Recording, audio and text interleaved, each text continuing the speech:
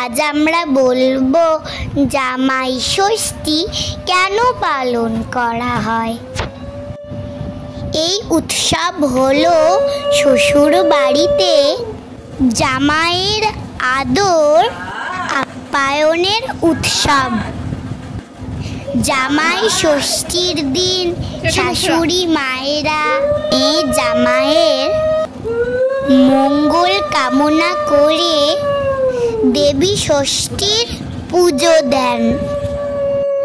আদরের কন্যা যেন সুখী হয় সেই উদ্দেশ্যেই পালন করা হয় জামাই ষষ্ঠী।